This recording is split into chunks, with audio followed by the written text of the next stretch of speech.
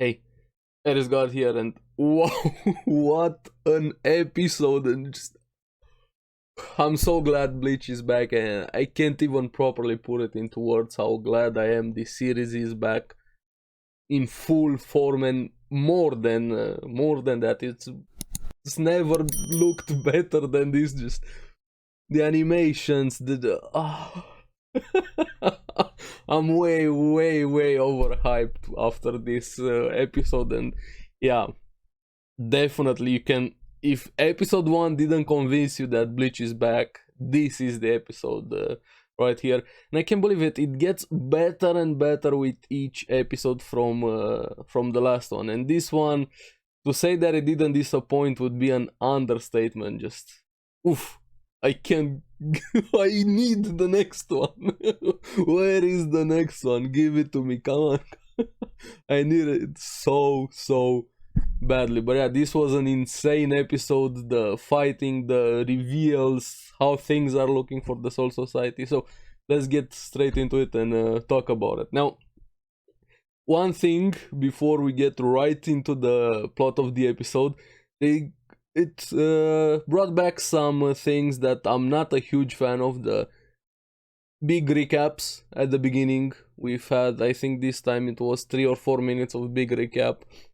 I get it, but still not a huge fan of the recap. Now, that aside, the episode was insane. It picks up straight with the action, the Serete being all under the assault, the Soul Society, and showing how gruesome. Just I really liked the showing Shinigami dying, getting butchered, obliterated left and right. They were basically powerless. They couldn't really do anything against the invasion, and more were dying.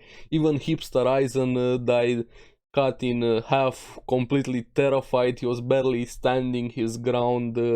There you have all over the place. It felt like it was the Fake Arakura arc, with so many fights being set up from all over the place. You had Rose versus this chest teeth dude. I really like the cards they're doing for the Stern Reader, their names, everything, their designs, the characters, their personalities. You have Rose versus Stern Reader, Na. I'm just gonna call him Na. I'm probably gonna butcher a lot of names. You guys know I'm not really good with names, but probably the most powerful we've seen so far in this episode, or but just he looks like the most powerful, has to be us Nod.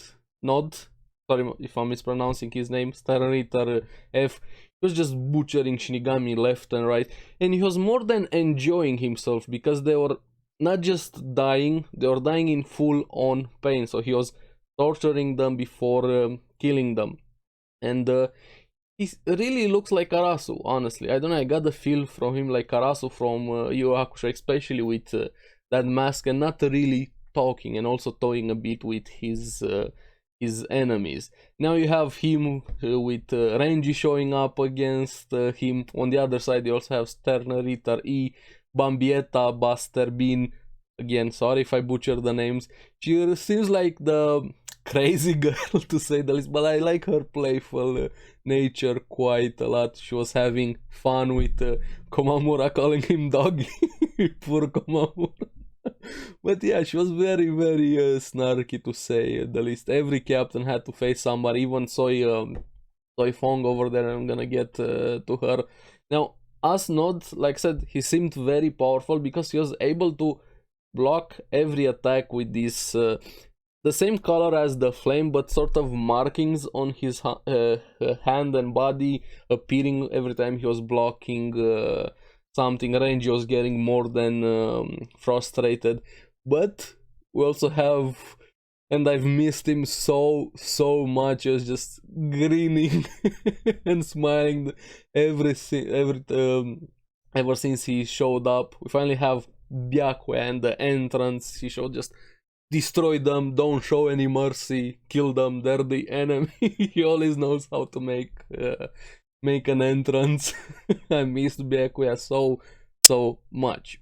But before we get into all of that, we also had Mayuri researching everything they're trying to do with the Bankai, and slowly figuring out what exactly it was they were doing, saying they are not sealing the Bankai, and we'll get to that. Now, Byakuya was able to cut ARESxGOD a bit, but after that, ARESxGOD kinda adapted to that fight against Senbon Sakura, and I've missed Senbon Sakura so much. He was even able to disperse it somehow. I don't know, they're gonna explain his power probably moving forward. It's tied with some reveals by Urahara in this episode, but we'll get to that. And I really liked when he blocked one petal from Senbon Sakura right in his eye. That was so good. That scene was really awesome to have it there. And the other side, Komamura was struggling versus Bambietta. She was having fun, just kind of playing around with him, to be honest. And now you have Byakuya, like I said, was fighting. Hitsugaya was fighting one. He even froze his hand, but that guy just kept on going and going. And everybody was commenting how tough they are, but I don't mean tough as in besides them being powerful, tough as in their body. They were really struggling to even cut them, even though they got the upper hand in some exchanges. Even Soifong couldn't pierce one of them with her Suzume Bachi to activate the effect. If you pierce 2 times, they die instantly. Now, this is where things get from bad to worse, to say the least. Now, and it looked amazing. Byakuya wanting to use his Bankai, but they also had to be really careful using their Bankais, because they knew there something more was happening, them sealing their Bankais, doing something to it. But they had an opponent they couldn't really win against without their Bankais. And even I liked how he finally, after so much considering their history, Byakuya, how he has always been the one to handle everything, just shows how much he has changed throughout the series, just telling Renji, if my Bankai gets sealed, I want you to finish them with your Bankai. So he was willing to sacrifice everything, and also placing faith in Renji, which something he very rarely has done throughout the history of the series. And this scene was probably one of the most beautiful scenes we have had in the entire series, and probably in a lot of anime here. Senbon Sakura Kageyoshi returns in its full glory, and wow, I was stunned how beautiful it was looking there, finally releasing his Bankai, and a full nostalgia trip. This series has so much nostalgia for me, probably pumping in my veins. And yeah, Senbon Sakura Kageyoshi is back. Now this is where things got worse, like really worse. After that amazing scene, you see their Bankai is starting to get destroyed, and Byakuya figured out something. They are not sealing their Bankais, and all of them, even Soifong, Hyorin Maru from Hitsugaya, Komamura, they had their Bankai stolen, not actually destroyed or sealed. Those devices they're using, they're able to steal the Bankai. So things got a lot more interesting. What does that mean? Can they use it? Can they just keep it? Can they transfer it to somebody else? Again, I know some random spoilers, some Bankai reveals, but I don't know the plot, the powers of the stand readers, things like that. So for me, this is also still pretty new.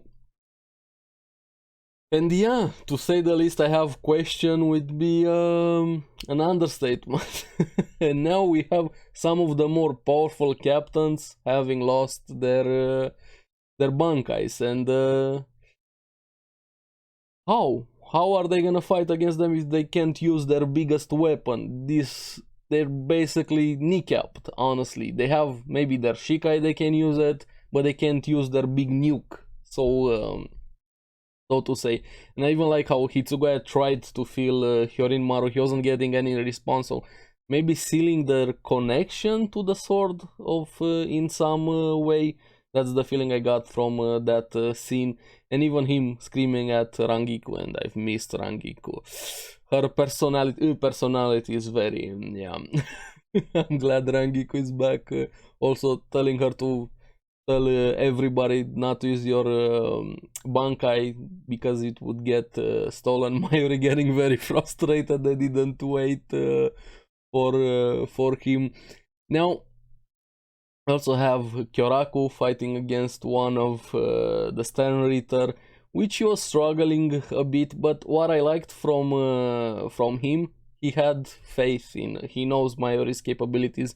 He would be able to figure out a solution if he had information, but that is something that he is severely lacking. So they are at huge disadvantage here. And we know how powerful Kyoraku is, especially finally saw him fighting a bit against Stark back in the main series.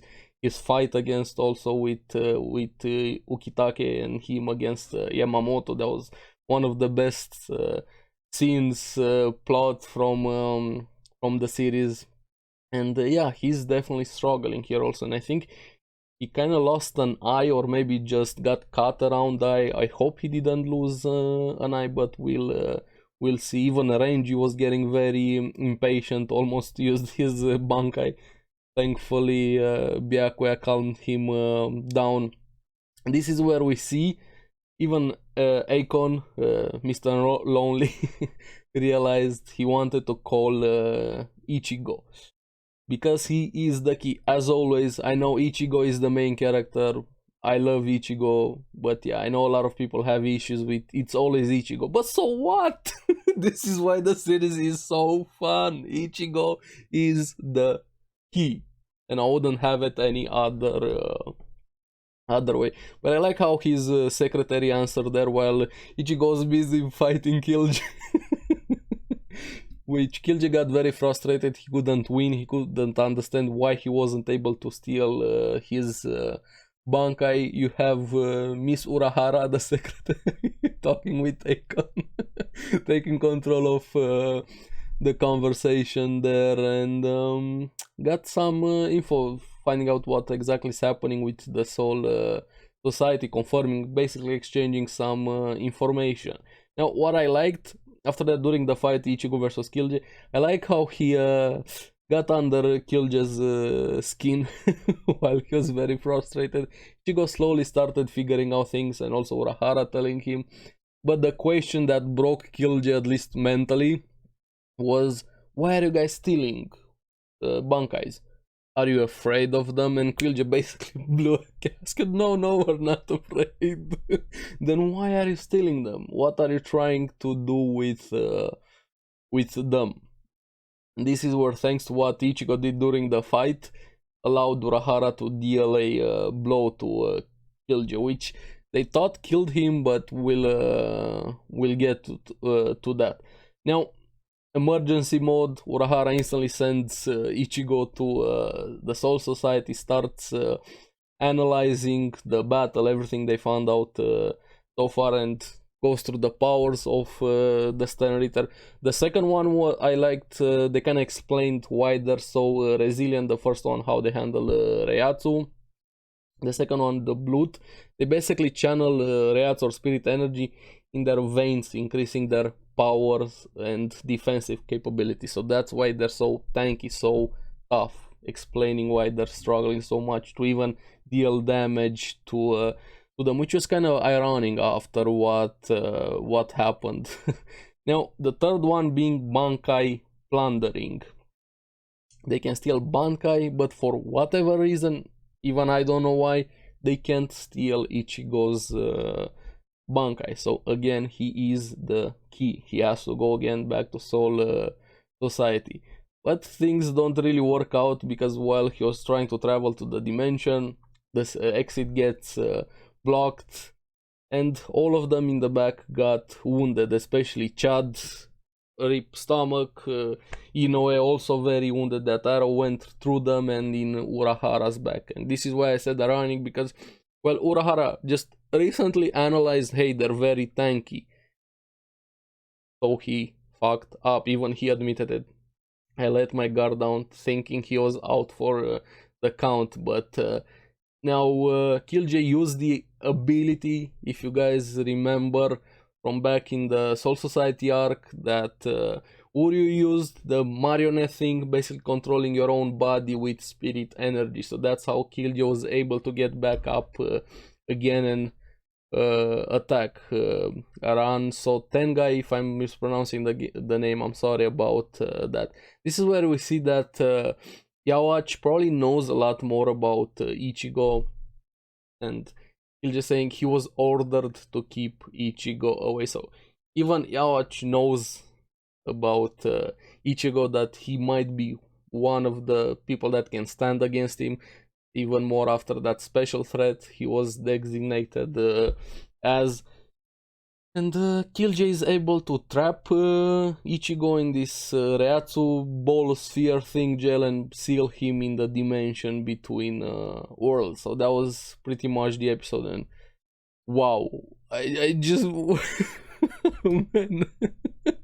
Even now I can't believe that Bleach is back and it's looking so damn good, especially the Senbon Sakura scene. And wow, I like they're showing all of the gruesome thing that is happening. The actual war, not just showing off-screen people dying. You see them dying left and right, people getting killed on both sides. Even Yawach killing some of his own over here.